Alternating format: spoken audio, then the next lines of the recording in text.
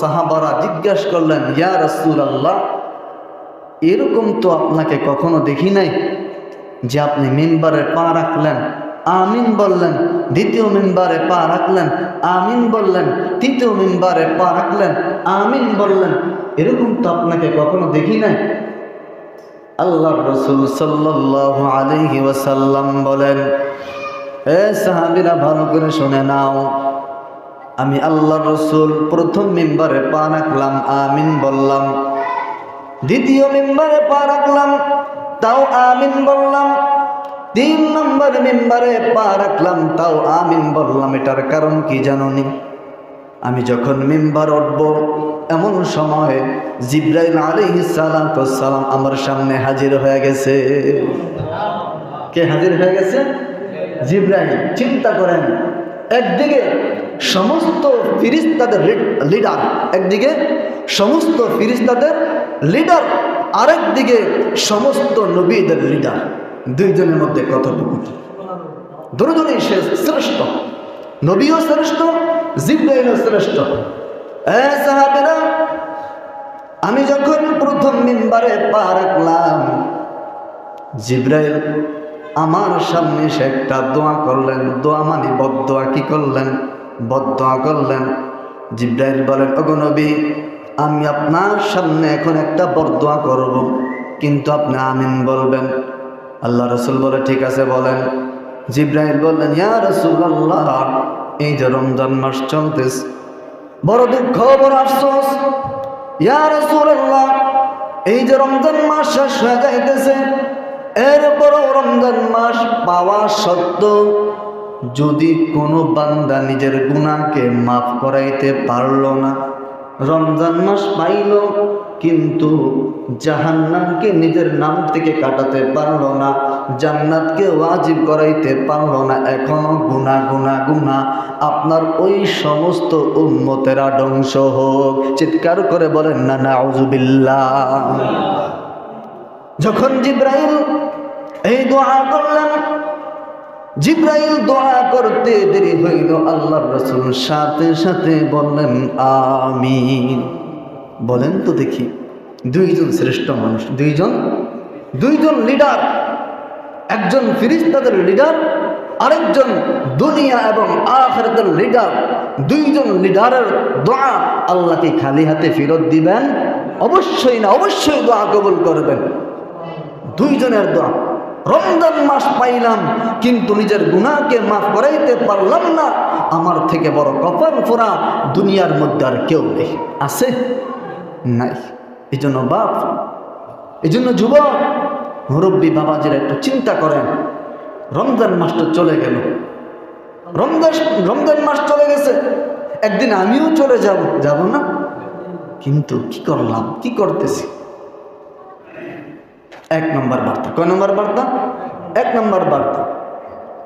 সাহাবীরা শোনো, যখন আমি 2 নম্বর মিম্বারের 2 নম্বর তাকের ওপর পা রাখলাম, আল্লাহর রাসূল বলেন, সাহাবীরা, জিবরাইল আলাইহিস সালাম আরেকটা বদদোয়া করেছেন। কি বদদোয়া? দুনিয়ার জমিনে আসলাম, কিভাবে আসলাম? বাবা মার মাধ্যমে তো আমরা দুনিয়ার জমিনে আসলাম। জিবরাইল বলেন, ইয়া রাসূলুল্লাহ, দুনিয়ার জমিনে মানুষ আগমন করেছে কিন্তু বাবা মাকে পেয়েছে। বাবা মাকে পাওয়ার পরে বাবা মার খেদমত করে যেই সমস্ত সন্তানেরা জান্নাতকে আবশ্যক করতে পারলো না, কি বলছি বাংলা কথা বুঝে আসছে তো? বাবা মা পেল, পাওয়ার পরও বাবা মার খেদমত করে জান্নাতকে আবশ্যক করাতে পারল না, বাবা মাকে রাজি খুশি করার মাধ্যমে ওই সমস্ত সন্তানেরাও ধ্বংস হোক। নাউজুবিল্লাহ। বরদোয়া করলেন, আল্লাহ রাসূল বললেন আমিন। আর সমাজের মধ্যে কিছু সন্তান দেখা যায় বাবা মার খোঁজ খবর রাখে না। আছে না নাই? আপনাদের এলাকার মধ্যে মনে হয় নাই, আসেনি? আমাদের এলাকার মধ্যেও আছে। বাবা মাকে অনেক কষ্ট দেয় ও সন্তান। বাবা মাকে কষ্ট দেওয়া যাবে না, বাবা মার খেদমত করতে হবে। বাবা মা রাজি তো আমার আল্লাহ রাজি। জিবরাইল আলাইহিস সালাতু ওয়াস সালাম মিম্বারের 3 নম্বর থাকে আল্লাহ রসুল যখন পা রাখলেন, আমি তখন আমিন বললাম। জিবরাইল আলাইহিস সালাতু ওয়াস সালাম ওই সময় দোয়া করলেন, ওগো নবী আপনি বলেন। নবীজির নাম আমাদের জমিনের মধ্যে চলে না?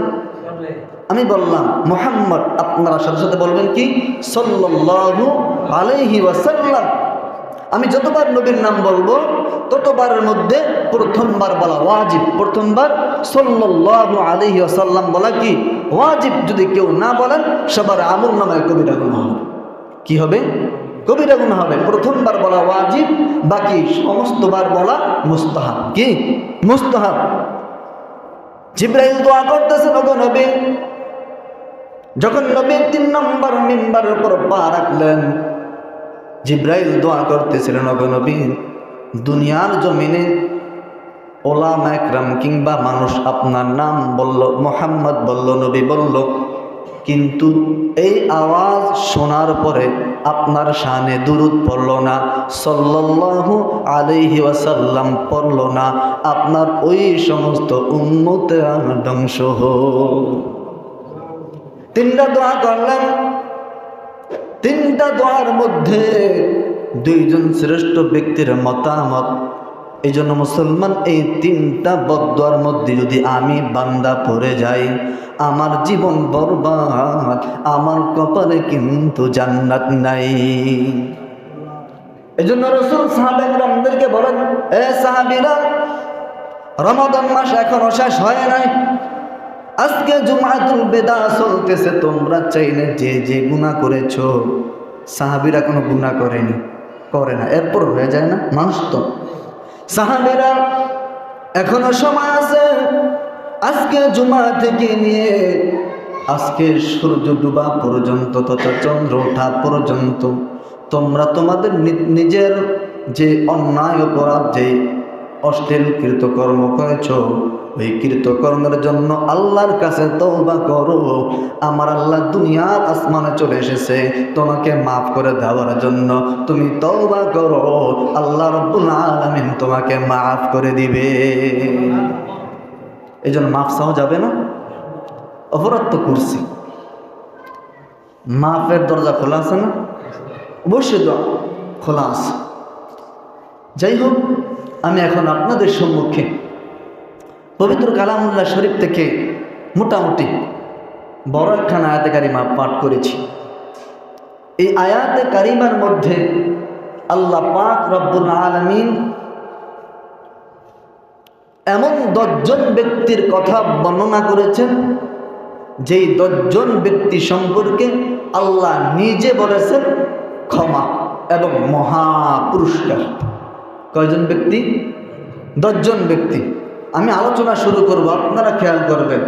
এই 10 জনের মধ্যে আপনারাও থাকার চেষ্টা করবেন ইনশাআল্লাহ। থাকা যাবে না? অবশ্যই থাকা যাবে। আল্লাহ পাক দেখেন কি বলতেছেন, যে 10 জনের ব্যাপারে আল্লাহ রাব্বুল আলামিন সার্টিফিকেট দিয়েছেন, যে আল্লাহ ওয়াদা করেছেন তাদেরকে আল্লাহ পাক রব্বুল আলামিন ক্ষমা করে দিবেন। কাল কিয়ামতের ময়দানে তাদেরকে মহা বিশাল বড় পুরস্কার তাদেরকে দিয়ে দিবেন। সুবহানাল্লাহ। দেখেন আল্লাহ পাক কি বলেন। 22 নম্বর পারা প্রথম পৃষ্ঠা, সূরাতুল আহজাব। সূরাতুল আহজাবের আল্লাহ পাক রব্বুল আলামিন এক আয়াতের মধ্যে বলেন, ইন্নাল মুসলিমিনা ওয়াল মুসলিমাত, নিশ্চয়ই যেই সমস্ত মুসলমান পুরুষ এবং নারী, মুসলমান পুরুষ এবং নারী, কয় নম্বর গেল? 1 নম্বর। 1 নম্বর মুসলমান পুরুষ এবং নারী। এরপরে বলেন ওয়াল মুমিনিনা ওয়াল মুমিনাত, মুমিন পুরুষ এবং মুমিন নারী। 1 নম্বরে গেল মুসলমান পুরুষ এবং মুসলমান নারী। 2 নম্বরে গেল মুসলমান মুমিনা নারী এবং মুমিনা পুরুষ। এবার আল্লাহ পাক রব্বুল আলামিন 3 নম্বর ঘোষণা করতেছেন, ওয়াল কানিতিনা ওয়াল কানিতাত, আনুগত্যশীল পুরুষ এবং আনুগত্যশীল মহিলা আল্লাহকে মানে, আল্লাহকে কি মানে, আল্লাহর বিধানকে মানে, আল্লাহর হারামকে বর্জন করে, আল্লাহর হালালকে কি করে গ্রহণ করে। এজন্য আল্লাহ পাক রব্বুল আলামিন 3 নম্বর ঘোষণা করে দিয়েছেন, আল্লাহ পাক রব্বুল আলামিনকে মানয়নকারী বান্দা বান্দি এদেরকেও আল্লাহ পাক রব্বুল আলামিন ক্ষমার ঘোষণা করেছেন। এবার আসেন 4 নম্বর, ওয়াস-সাদিকিনা ওয়াস-সাদিকাত। আল্লাহ পাক রব্বুল আলামিন কোরআনুল কারীমের মাধ্যমে জানিয়ে দিলেন 4 নম্বর হলো সত্যবাদী। কিবাদী? সত্যবাদী নারী এবং পুরুষ। 4 নম্বরটা সত্যবাদী পুরুষ এবং নারী। কিন্তু আজ সমাজের মধ্যে কয়জন মানুষ পাবেন সত্য কথা বলেন? 100 জনের মধ্যে হাতে গোনা 4-5 জন পাবেন। কিন্তু আমরা আজকে মানুষ সত্য কথা বলতে শিখি না, সত্য কথা বলতে শিখি না। অথচ আল্লাহ রাসূল বলেন, আস-সিদকু ইউনজি ওয়াল কিযবু ইউহলিক। মানুষ হাজার অপরাধ করলে যখন মানুষ সত্য কথা বলে, আল্লাহ পাক রব্বুল আলামিন ওই মানুষটাকে বিজয়ী করে দেন। ওয়াল কিযবু ইউহলিক। আর মানুষ অপরাধ করে যখন মিথ্যা কথা বলে, ওই মানুষটাকে আল্লাহ পাক রব্বুল আলামিন ধীরে ধীরে ধ্বংসের দিকে ঢেলে দেয়।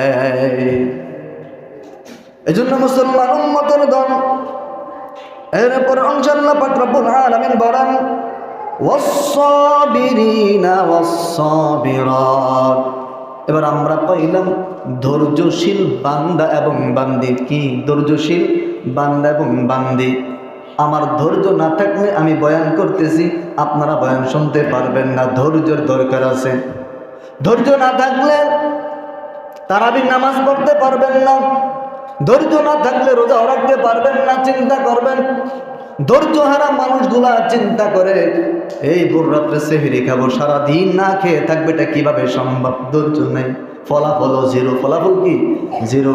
এজন্য যার ধৈর্য আছে, আল্লাহ পাক রব্বুল আলামিন কোরআনুল কারীমের মধ্যে বলেন, ইন্নামা ইউওয়াফাস সাবিরুনা আজরুহুম বিগাইরি হিসাব।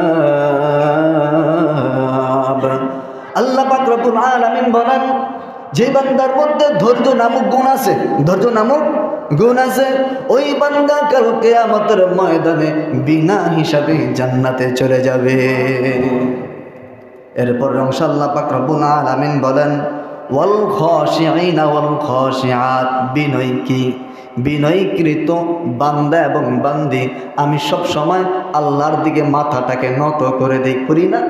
আল্লাহর দিকে নত করে দেই, আল্লাহর কুদরতি কদমে সেজদা করি, মাথাটা নত করে। নাকি ওসা করে? ওসা করছে ইবলিস। কে করছে? ইবলিস। কপালকে উঁচু করেছে ইবলিস, নত করে নাই, ধ্বংস হয়ে গেছে। কি হয়ে গেছে? ধ্বংস হয়ে গেছে। কিন্তু আমি আল্লাহ পাক রব্বুল আলামিনের নগণ্য গোলাম, আমি সব সময় আমি আমার মাথাকে আল্লাহর কাছে বিনয় রাখলাম। আল্লাহ বলে তাদের জন্য ক্ষমা। তাদের জন্য কি? ক্ষমা। এরপর ইনশাআল্লাহ পাক রব্বুল আলামিন বলেন, ওয়াল মুতাসাদ্দিকিনা ওয়াল মুতাসাদ্দিকাত। এখানে একটু বোঝার বিষয়। ওয়াল মুতাসাদ্দিকিনা ওয়াল মুতাসাদ্দিকাত। দানকারী। কি? দানশীল। দানশীল পুরুষ এবং দানশীল মহিলা। এই গুণটা আমাদের অনেকের মধ্যে নাই। বেশি বেশি দান করবেন। কি করবেন? বেশি বেশি দান করবেন। আলহামদুলিল্লাহ, এলাকার মধ্যে আমাদের কিছু মা বোনরা আছেন, ওনারা অনেক দান করেন। কি করেন? দান করেন। দান করলে আল্লাহ খুশি হয়। কে খুশি হয়? আল্লাহ খুশি হয়। আর দান করলে শয়তান বেজার হয়। কে বেজার হয়? দান করলে আল্লাহ খুশি হয়, শয়তান বেজার হয়। দান না করলে আল্লাহ বেজার হয়, শয়তান খুশি হয়। আপনি কোনটা করবেন? আল্লাহরটা করবেন না ইবলিসেরটা করবেন? আল্লাহরটা করবেন। এই জন্য হাতকে প্রসারিত করব। দানের হাতকে আমরা কি করব? বাড়িয়ে দিব। এরপরে ইনশাআল্লাহ পাক রব্বুল আলামিন বলেন। এবার আসেন, আজকের বিষয়বস্তু মূলত এটাই। কি? এটাই আল্লাহ পাক বলতেছেন, ওয়াস-সাইমিনা ওয়াস-সাইমাত। এই 10টা গুণের মধ্যে একটা গুণ হলো রোজা। কি? রোজা। আল্লাহ পাক রব্বুল আলামিন কালামুল্লাহ শরীফের মাধ্যমে জানিয়ে দিলেন ওয়াস-সাইমিনা ওয়াস-সাইমাত, আমি আল্লাহ পাক রব্বুল আলামিন ক্ষমা ঘোষণা করলাম যে সমস্ত বান্দা বান্দিরা এই রমজান মাসে রোজা রাখবে, আমি আল্লাহ পাক রব্বুল আলামিন তাদের জন্য ক্ষমা এবং মহা পুরস্কার প্রস্তুত করে রাখলাম। এরপর আল্লাহ পাক রব্বুল আলামিন বলেন والحافظين فروجهم والحافظات, মুসলমান শুধু পুরুষ না, নারী শুধু নারী না, পুরুষ সহ সবাই নিজের লজ্জাস্থানকে হেফাজত করতে হবে। কি করতে হবে? লজ্জাস্থানকে হেফাজত করতে হবে। আজকে সমাজের মধ্যে কিছু পোশাক বের হয়েছে, কিছু পোশাক বের হয়েছে আমাদের মা বোনরা পরে বাজারে যায়, মার্কেট করে এই কাপড়টা পরলে শরীরের মধ্যে কি না আছে সব স্পষ্ট দেখা যায়। ঠিক কিনা জোরে বলুন। এজন্য মুসলমান আমাদের মা বোনদেরকে শালীন কাপড় পরতে শিখাবো। কি কাপড়? শালীন কাপড়, যে কাপড় পরার মাধ্যমে পর্দার মধ্যে অন্তর্ভুক্ত হবে। এমন কাপড় পরাবো না যে কাপড় পরালে এলাকার মানুষজন, রাস্তার মানুষজন চি চি করে। আপনি তো সুন্দর একেবারে পাতলা কাপড় পরে আপনার মেয়েকে রাস্তায় ছেড়ে দিয়েছেন, বাজারে যাইতেছে, কিন্তু কত বেগানা পুরুষ আপনার মেয়ের দিকে তাকাইল। প্রত্যেকটা গুনার অঙ্ক কিন্তু আপনার আমলনামার মধ্যে জমা হবে। কেন? আপনি বাপ হয়ে সন্তানের দায়িত্ব পালন করতে আপনি ব্যর্থ। এজন্য ঠিক যেমনি ভাবে মা বোনরাও নিজের সতীত্বের হেফাজত করতে হবে, ঠিক তেমনি ভাবে পুরুষরাও নিজের সতীত্বের হেফাজত করতে হবে। এরপর আল্লাহ পাক রব্বুল আলামিন বলেন ওয়াযাকিরিনাল্লাহা কাসীরান ওয়াযাকিরাত। 10 নম্বর গুণ। কয় নম্বর গুণ? 10 নম্বর গুণ।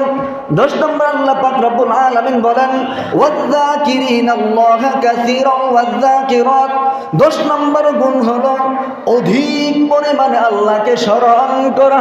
কি পরিমাণে? অধিক পরিমাণে আল্লাহকে স্মরণ করা। কুউদান ওয়া কিয়ামা, দাঁড়াইয়া এবং বৈশা, শুয়া, হাঁটতে চলতে যে অবস্থায় থাকি না কেন সব সময় কাকে স্মরণ করা? আল্লাহকে স্মরণ করলে নেকি হবে। কিন্তু দুনিয়ার গায়ক, দুনিয়ার নায়িকা, দুনিয়ার নায়ক এদেরকে স্মরণ করলে গুনাহ হবে। কি হবে? গুনাহ হবে। 10 নম্বর সার্টিফিকেট আল্লাহ পাক রব্বুল আলামিন ক্ষমার সার্টিফিকেট জানা দিয়েছেন। হে মুমিনেরা, হে আমার গোলামেরা, 10 নম্বর গুণ হলো, 10 নম্বরটা হলো তোমরা উঠতে বসতে সব সময় আল্লাহ পাক রব্বুল আলামিনকে স্মরণ করবেন। এরপরে ইনশাআল্লাহ পাক রব্বুল আলামিন বলেন আ'আদাল্লাহু লাহুম, তাদের পক্ষ হইয়া আল্লাহ পাক রব্বুল আলামিন ওয়াদা করেছে। আল্লাহ পাক রব্বুল আলামিন জানায়া দিলেন, হে আমার বান্দারা, হে আমার বান্দিরা, আমি আল্লাহ পাক রব্বুল আলামিন তোমাদের জন্য ওয়াদা করলাম। আল্লাহু আকবার বলেন। আরো জোরে বলেন আল্লাহু আকবার বলেন। আল্লাহ পাক রব্বুল আলামিন বলেন, তোমাদের মতো বান্দা বান্দি যাদের মধ্যে এই 10টা গুণ পাওয়া যাবে, তোমাদের সবার জন্য আমি আল্লাহ পাক রব্বুল আলামিন ওয়াদা করলাম। কিসের ওয়াদা করলাম? 1 নম্বর ওয়াদা হলো মাগফিরাতান। এই 10টা গুণ যাদের মধ্যে পাওয়া যাবে, আমি আল্লাহ পাক রব্বুল আলামিন এই 10 গুণওয়ালা বান্দা বান্দিদেরকে আমি আল্লাহ পাক রব্বুল আলামিন ক্ষমার ঘোষণা করে দিলাম। 1 নম্বর পুরস্কার ক্ষমার ঘোষণা। 2 নম্বর পুরস্কার আল্লাহ পাক রব্বুল আলামিন বলেন ওয়া আজরান আযীমা। 2 নম্বর পুরস্কার হলো আল্লাহ পাক রব্বুল আলামিন বলেন 2 নম্বর পুরস্কার হলো মহা পুরস্কার। 2 নম্বর পুরস্কারটা কি? মহা পুরস্কার। আজরান আযীমা, মহা উজরত, মহাদান। এই দান আল্লাহ পাক রব্বুল আলামিন কাউকে করবেন না। এই দানটা কি? মুহাদ্দিসিন একরাম বলেন এই দানটা হলো কাল কিয়ামতের ময়দানে যখন কিয়ামত কায়েম হবে, আল্লাহ পাক রব্বুল আলামিন এই গুণে গুণান্বিত বান্দাদেরকে বেছে বেছে বেছে বেছে হাউজে কাউসারের পানি পান করাইয়া আল্লাহ পাক রব্বুল আলামিন তার নির্ধারিত জান্নাতের মধ্যে প্রবেশ করাইয়া দিবে। আবার কোন মুহাদ্দিস একরাম বলেন আল্লাহ পাক রব্বুল আলামিন সশরীরে নিজে বান্দার সাথে দেখা দিবেন, বান্দাকে সালাম বিনিময় করবেন। সুবহানাল্লাহ। এবার আসেন, বয়ান গেল রোজাদারের মর্যাদা সম্পর্কে বয়ান গেল, মুমিন মুসলমান 10 গুণ ব্যক্তিদের সম্পর্কে আলোচনা গেল। এবার আসেন সামান্য আলোচনা ঈদ উল ফিতর সম্পর্কে। কি সম্পর্কে? ঈদ উল ফিতর সম্পর্কে। আমরা ঈদ করব না? ঈদ করব। কালকেই তো আমাদের ঈদ উল ফিতর। এখন আমরা ঈদে আসব কি জামা কাপড় পরে? একবারে চকচক নতুন না, চকচক নতুনের কথা বলা হয় না, চকচক নতুনের কথা বলা হয় নাই। আপনি ঈদের মধ্যে আসবেন, ঈদ করতে আসবেন, আপনার কাপড়টা সুন্দর এবং পবিত্র হতে হবে। কি হতে হবে? সুন্দর এবং পবিত্র হতে হবে। ময়লা আবর্জনা কাপড় পরে ঈদগাহে আসলে হবে না। তো প্রথম কাজ হলো ঈদের চাঁদ দেখার পরে আমরা কি পড়ব? তাকবীর পড়ব। কি পড়ব? তাকবীর পড়ব। আর এই রাত্র আমরা ঘুম থেকে আগে উঠব। ঘুম থেকে আগে উঠব। ওঠার পর আমরা ফজর নামাজ পড়ে আমরা মিসওয়াক করব। কি করব? মিসওয়াক করব। আজকে তো আমাদের মধ্যে মিসওয়াকের আমল নাই। মিসওয়াকের আমল আমাদের মধ্যে নাই। আজকে দেখা যায় আমাদের সন্তানের কম বয়সে দাঁত পোকায় ধরে ফেলে। কম বয়সে 8 বছর, 7 বছর, 6 বছর এরকম মেয়েদের এখন দাঁত কি করে? ওয়াশ করে। এমন সন্তানদের দাঁত ওয়াশ করে, কারণ একটাই, মেসওয়াকের আমল নাই। কি নাই? মেসওয়াকের আমল নাই। অথচ আল্লাহ রসুল মেসওয়াকের কেমন গুরুত্ব দিতেন। মেসওয়াক করতে করতে করতে করতে একেবারে যে দাঁতের ওপর যেই গোস্ত আছে, মাঝরা যেই গোস্ত খসে ফেলে, এত পরিমাণে মেসওয়াক করতে। মেসওয়াকের অনেক ফজিলত, মেসওয়াকের অনেক ফজিলত, যেটা হাদিসের মধ্যে বর্ণনা করা হয়েছে। ওদিকে যাওয়ার সময় আমার নাই। যাই হোক, 1 নম্বর হলো আগে ঘুম থেকে ওঠা। 2 নম্বর হলো কি করা? মিসওয়াক করা। কি করা? মিসওয়াক করা। উত্তম রূপে গোসল করা। কি করা? উত্তম রূপে গোসল করা। ঈদগাহে আসার আগে মিষ্টি জাতীয় কিছু খাবার খাওয়া। মিষ্টি জাতীয় কিছু খাবার খাওয়া। খেজুর হোক, মিষ্টান্ন কোনো দ্রব্য হোক, এমন দ্রব্য, এমন খাবার খাওয়া। ঈদগাহে আসবেন, আসার সময় তাকবীর দিয়ে আসবেন। কি দিয়ে আসবেন? তাকবীর দিয়ে আসবেন। যে পথ দিয়ে আসবেন অন্য পথ দিয়ে যাবেন, অন্য পথ দিয়ে যাবেন। এগুলো হলো উত্তম। কি? এগুলো উত্তম না হলেও সমস্যা নাই, তবে এগুলা করা অনেক ভালো কাজ। কি করা? অনেক ভালো কাজ। আপনার ঈদগাহে আসবেন, তবে ঈদগাহে আসার আগে ছোট্ট একটা কথা, সকলে ঈদ উল ফিতর তথা ফিতরা তথা কি? ফিতরা যে 110 টাকা, যে 110 টাকা পারলে আরো বাড়ায় দিবেন, বাড়ায় দিলে অসুবিধা নাই। ঈদগাহে আসার আগে আমরা সকলে ঈদ উল ফিতর তথা ঈদের যেই ফিতরাটা আছে, এই ফিতরাটা আমরা সবাই কি করে দিব? আদায় করে দিব। যারা আদায় করছে আলহামদুলিল্লাহ। আরেকটা কথা হলো, যারা এখনো জাকাত দেন নাই, যাদের উপর জাকাত ওয়াজিব হয়েছে, এরা কি করবেন? জাকাতটাও ঠিকঠাক মতো কি করবেন? দিয়া দিবেন। কি করবেন? দিয়া দিবেন। আরেক দল শ্রেণীর ব্যাপারে আল্লাহ রসুল সাল্লাল্লাহু আলাইহি সাল্লাম কঠিন হুঁশিয়ারি দিয়েছে। কি দিয়েছেন?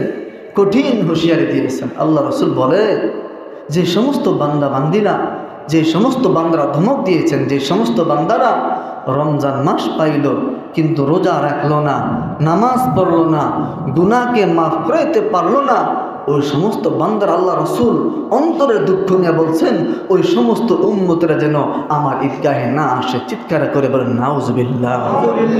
এই জন্য মুসলমান, এখনো সময় আছে, আজকেও তওবার সময় আছে। তওবা করেন। কি করেন? তওবা করেন, আল্লাহ মাফ করে দিবে। এমনটা করবেন না। রমজান মাসকে কদর করবেন, রমজান মাসকে মূল্যায়ন করবেন। আল্লাহ পাক আপনার মূল্য বাড়িয়ে দিবে। কাল কিয়ামতের ময়দানে আপনার নামটা জান্নাতি খাতার মধ্যে লিপিবদ্ধ হয়ে যাবে। যা কিছু আলোচনা করলাম, আল্লাহ পাক রব্বুল আলামিন আমাদের সবাইকে আমল করার তৌফিক দান করেন। বলেন আমিন।